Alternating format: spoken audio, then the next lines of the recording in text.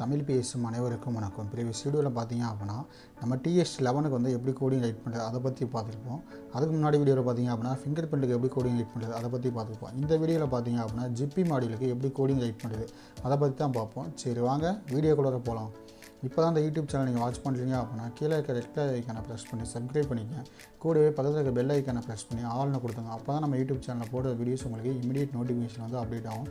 அதே மாதிரி இப்போ ஜிப்பி மாடியூல் பார்த்தீங்க அப்படின்னா ரியல் டைமில் வாங்குறப்ப 2 ஃபேர் வந்து அது ஒரு ஃபேர்னு அப்படின்னா 2 மாடியூல் வந்து நீங்கள் கம்பல்சரி வாங்கி ஆகணும். அப்படின்னா மட்டும் தான் உங்களால் ஜிப்பி மாடியூல் வந்து டேட்டாவை ட்ரான்ஸ்மிட் பண்ண முடியும். அப்போ ரியல் டைமில் இருக்க ஜிப்பி மாடியூல் எப்படி இருக்கும் அப்படிங்கிறதுக்காக தான் இந்த இமேஜ் போடுது. ஏன்னா வந்து ஹார்ட்வேரில் வந்து அவுட்புட் காமிக்கல, ஃபுல் அண்ட் ஃபுல் சிமுலேஷனில் தான் அவுட்புட் காமிக்கும். என்னுடைய பிளேலிஸ்ட்டை கிளிக் பண்ணி பார்த்தீங்க அப்படின்னா மேக்ஸிமம் எல்லா வீடியோக்கும் நான் சிமுலேஷன் அவுட்புட் காமிச்சிருப்பேன். சிமுலேஷன் அவுட்புட் காமிக்க முடியல அப்படின்னா ஹார்ட்வேரில் இப்படி தான் பண்ணணும் அப்படின்னு நான் சொல்லியிருப்பேன். ஓகே, இந்த கோடிங் எல்லாமே நீங்கள் ஹார்ட்வேரில் அவுட்புட் செக் பண்ணி பாருங்கள், பர்ஃபெக்டாக அவுட்புட் வரும். அவுட்புட் வரல அப்படின்னா நீங்கள் என்ன பண்ணுங்கள், ஒரு வீடியோவாக மேக் பண்ணி கீழே இருக்க டெலிகிராமில் நீங்கள் சென்ட் பண்ணுங்கள், நான் பார்த்துட்டு உங்களுக்கு ரிப்ளை பண்ணுறேன். ஓகே, இதை பார்த்தீங்க அப்படின்னா ஜிப்பி மாடியூல் வந்து இப்படி தான் இருக்கும். ஜிப்பி மாடியூல் ஒர்க்கிங் வோல்டேஜ் வந்து பார்த்தீங்க அப்படின்னா 5 வோல்ட். இப்போ 5 வோல்ட்டுக்கான ஜம்பர், அதே மாதிரி TX, RX, கிரவுண்டு இதுக்கான வந்து ஜம்பர்ஸ் வந்து நீங்கள் இன்செர்ட் பண்ணிக்கலாம்.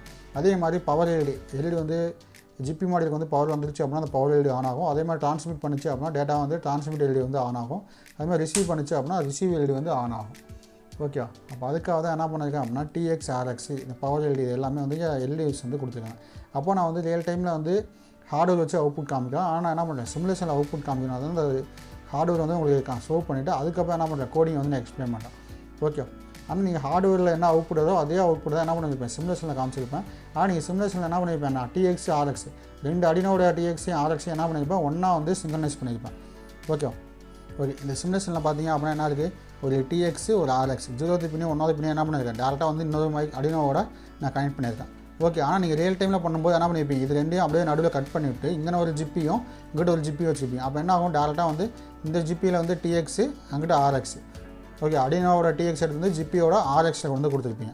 ஓகே, அதே மாதிரி இன்னொரு அடினோவோட இதை வந்து என்ன ஜிப்பியோட TX, RX அப்படிங்கும்போது ஒரு ஃபேர் அப்படின்னா 2 ஜிபி மாடியூல் நீங்கள் கன்ஃபார்ம் போட்டாகணும். அது மூலமாக என்ன டேட்டா வந்து ட்ரான்ஸ்மிட் ஆகும். அப்போ ஒயர்லெஸில் டேட்டா ட்ரான்ஸ்மிட் பண்ணுறதுக்காக என்ன பண்ணுவீங்க, வந்து ஜிப்பியோட மாடியூல் வந்து இங்கே இன்செர்ட் பண்ணியிருக்காங்க. மற்றபடி மேக்ஸ் 232 அந்த ஐசியில் வச்சு என்ன சர்க்யூட் வந்து டிசைன் பண்ணியிருக்காங்க. வேறெல்லாம் எந்த இதுவுமே கிடையாது.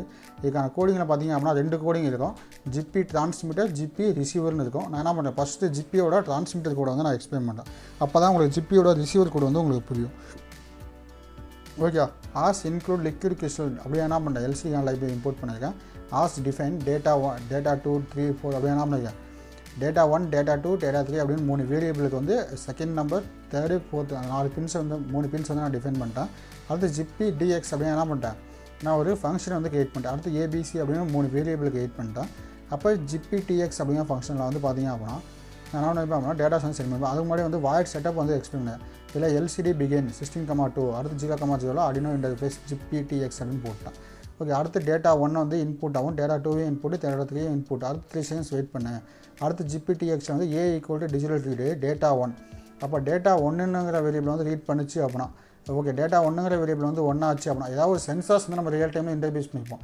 இப்போ இங்கே வந்து நான் சென்சார்ஸ் இன்டர்ஃபேஸ் பண்ணல. அப்போ அதுக்காக என்ன பண்ணியிருக்கேன் அப்படின்னா ABC அப்படிங்கிறப்போ டேட்டா 1, டேட்டா 2, டேட்டா 3 அப்படின்னு நான் போட்டுருக்கேன்.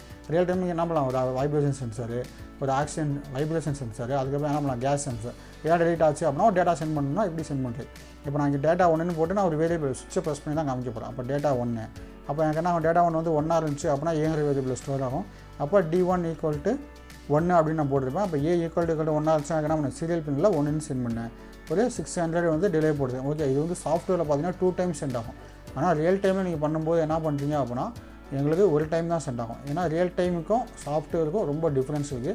அதனால் வந்து நீங்கள் ஹார்ட்வேர் இங்கே வந்து 2 டைம் போட்டிருக்கேன், அப்போ நம்ம வந்து ஒரு டைம் போட்டால் போதும் அப்படின்னு என்ன பண்ணுங்கள், கோடிங் எடிட் பண்ணி அப்லோட் பண்ணிங்கன்னா உங்களுக்கு ஒர்க் ஆகாது. அதனால் நீங்கள் என்ன பண்ணுறீங்க அப்படின்னா இங்கே இருக்க மாதிரி அப்படியே அப்லோட் பண்ணுங்கள். அடுத்து பிங்கிற வேரியபிள் என்ன பண்ணேன், டேட்டா 2 வந்து ரீட் பண்ணுறேன். செகண்ட் ஸ்விட்ச் ரீட் பண்ணி அது 1 இருந்துச்சு அப்போ என்ன பண்ணேன் 2ங்கிற டேட்டாவை சென்ட் பண்ணுறேன். அடுத்து C வந்து ரீட் பண்ணிட்டு என்ன பண்ணுறேன் 3ங்கிற டேட்டா வந்து நான் சென்ட் பண்ணுறேன். சீரியல் பின்னில் வந்து 3ன்னு சென்ட் பண்ணுறேன். அப்போ நான் எந்த ஒரு இதுவும் இல்லை அப்படின்னா என்ன பண்ணுங்க 0 தான் டிஃபால்ட்டாக போயிட்டுருக்கும். அதனால் எந்த இஷ்யூமே இல்லை. இது வந்து என்னென்னா ட்ரான்ஸ்மிட்டருக்கான கோடு. இந்த கோடிங் வந்து ஏதாவது டவுட் இருந்துச்சு அப்படின்னா நம்ம தாராளமாக கீழே கமெண்ட் பண்ணுங்கள். இந்த கோடிங் எல்லாமே என்ன பண்ணுறேன் கீழே டிஸ்கிரிப்ஷனில் லிங்கில் தரேன், நீங்கள் கிளிக் பண்ணி டவுன்லோட் பண்ணிங்க. இப்போ எக்ஸ்போர்ட் கம்பைல் பேனர் கொடுத்துட்டேன். அடுத்து பார்த்தீங்க அப்படின்னா ஜிப்பிக்கான RX கோடை வந்து ஓப்பன் பண்ணுறேன். இங்கே வந்து பார்த்தீங்கன்னா சுவிட்சஸ் எதுவும் இருக்காது, ஒன்லி LCD ப்ளஸ் வந்து சீரியலில் ரிசீவ் பண்ணால் எனக்கு data 1 received, data 2 received, data 3 received அப்படின்னு மட்டும் ஷோ ஆகும். எல்சிடிக்கான லைப்ரரிஸ் எல்லாமே இம்போர்ட் பண்ணிட்டேன். இம்போர்ட் பண்ணிட்டு void zigbee rxன்னு ஒரு ஃபங்க்ஷன் கிரியேட் பண்ணிட்டு ac அப்படின்னு 2 வேரியபிள் கிரியேட் பண்ணியிருக்கேன். அடுத்து void செட்டப்பில் என்ன பண்ணுங்க, Arduino interface zigbee அப்படின்னு போட்டு சீரியலை வந்து இன்ஸ்டலைஸ் பண்ணிட்டேன். அடுத்து lc.set cursor வெயிட் ஃபார் டேட்டாவுக்காக வெயிட் பண்ண அப்படின்னு சொல்லிட்டு அப்போ zigbee rxங்கிற ஃபங்க்ஷன் வந்து கால் பண்ணிட்டு இது பார்த்தீங்க அப்படின்னா zigbee rx அப்படின்னு ஒரு ஃபங்க்ஷன் ரைட் பண்ணியிருக்கேன். இந்த zigbee rx அப்படிங்கிறது பார்த்தீங்க அப்படின்னா ஏற்கனவே நான் ஃபிங்கர் பிரிண்ட்லாம் ரைட் பண்ணல.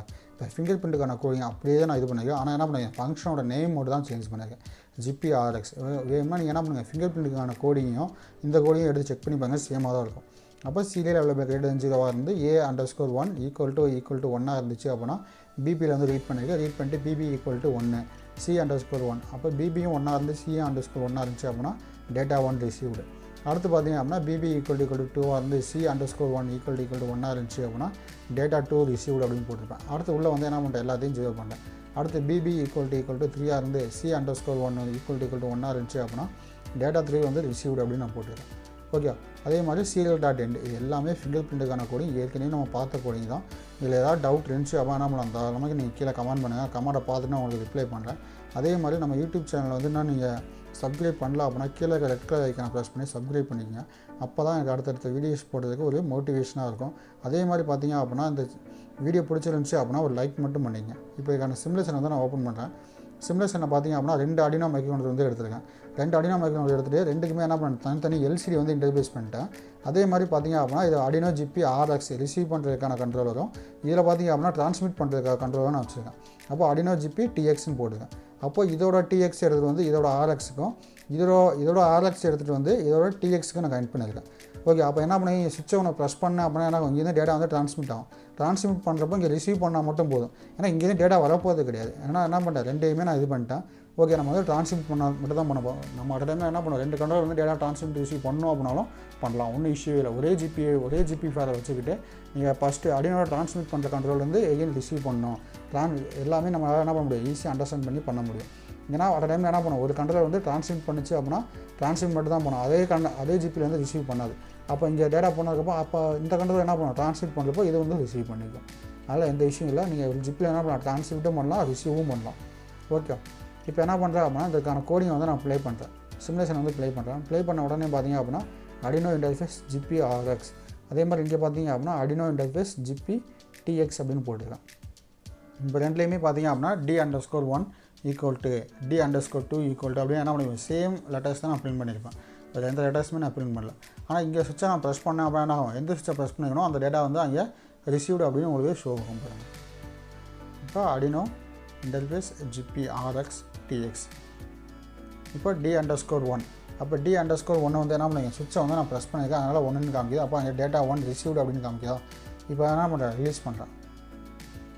ஓகே, அப்போ டேட்டா 1 ரிசீவ். அப்போ நான் d_1 நான் ப்ரெஸ் பண்ணால டேட்டா 1 ரிசீவ்.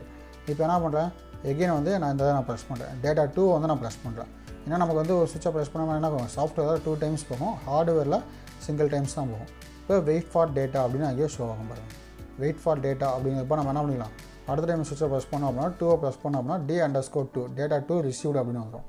அடுத்து பார்த்தீங்க அப்படின்னா சுவிட்ச் 3 நான் ப்ரெஸ் பண்ணேன் அப்படின்னா என்ன ஆகும், டேட்டா 3 ரிசீவ்டு அப்படின்னு வரும். ஏன்னா 2 டைம்ஸ் பண்ணால் நமக்கு என்ன, அது ரொம்ப நேரம் வெயிட் பண்ணுது. அதுக்கப்புறம் பார்த்தீங்க அப்படின்னா வெயிட் ஃபார் டேட்டா அப்படின்னு நமக்கு எகெயின் வாய்ட் லூப்புக்கே வந்துடும். ஓகே, வாய்ட் லூப்பில் வந்து வெயிட் ஃபார் டேட்டா அப்படின்னு சொல்லுவாங்க. இப்போ என்ன பண்ணுறேன், எகெயின் வந்து நான் சுவிட்சை ப்ரெஸ் பண்ணுறேன், டேட்டா 3 ரிசீவ்டு அப்படின்னு வரும். ஓகே, இல்லை அடுத்த டைம் நான் என்ன பண்ணுறேன், 3ஐயுமே ப்ரெஸ் பண்ணுறேன். ஓகேப்பா, 3ஐயுமே ப்ரெஸ் பண்ணிட்டேன். அப்போ டேட்டா 3 ரிசீவ்டு அப்படின்னு இருக்குது. அடுத்த டைம் வந்து பார்த்திங்க அப்படின்னா டேட்டா 1 ரிசீவ்டு. ஓகே, அடுத்து பார்த்திங்க அப்படின்னா என்ன டேட்டா 1 ரிசீவ்டு தான் வரும். ஏன்னா நம்ம வந்து c_1 அப்படிங்கிற வேரியபிள் என்ன பண்ணிட்டோம், அங்கேயே 0 பண்ணிட்டோம். அப்போ அதனால் என்ன ஆகும், அது ரிப்பீட்டிவாக டேட்டா 1 ரிசீவ்டு டேட்டா 2 ரிசீவ்டு அப்படிங்கிற மாதிரி நமக்கு அங்கேயே சொல்லுவோம். அடுத்து டேட்டா 2 இந்த என்ன பண்ணல லாங் ப்ரெஸ் பண்ணிட்டேன். அப்போ டேட்டா 1 டேட்டா 2 டேட்டா 3 3ஐயுமே என்ன பண்ணுவோம், ரிசீவ் பண்ணும். அப்போ data 1 received data 2 received. Okay, அடுத்து டேட்டா 3 ரிசீவ்டு. இது எல்லாமே நமக்கு பர்ஃபெக்டாக இருக்கும். இந்த கோடிங் ஏதாவது டவுட் இருந்துச்சு அப்படின்னா என்ன பண்ணுங்கள், கீழே கமெண்ட் பண்ணுங்கள். இல்லை அந்த கோடிங் உங்களுக்கு ஒர்க் ஆகலாம் அப்படின்னா நீங்கள் அதை ஒரு வீடியோவாக மேக் பண்ணி எனக்கு சென்ட் பண்ணுங்கள், நான் அதை பார்த்துட்டு உங்களுக்கு ரிப்ளை பண்ணுறேன். நம்ம வீடியோ பிடிச்சிருந்துச்சி அப்படின்னா ஒரு லைக் பண்ணிக்கங்க. இன்னும் நம்ம யூடியூப் சேனல் நீங்கள் சப்ஸ்கிரைப் பண்ணலாம் அப்படின்னா கீழே ரெட் கலர் ஐக்கானை ப்ரெஸ் பண்ணி சப்ஸ்கிரைப் பண்ணிக்கங்க. அப்போ தான் நான் அடுத்தடுத்த போடுற வீடியோஸ் உங்களுக்கு இமீடியட் நோட்டிஃபிகேஷன் வந்து அப்டேட் ஆகும். Okay, thank you.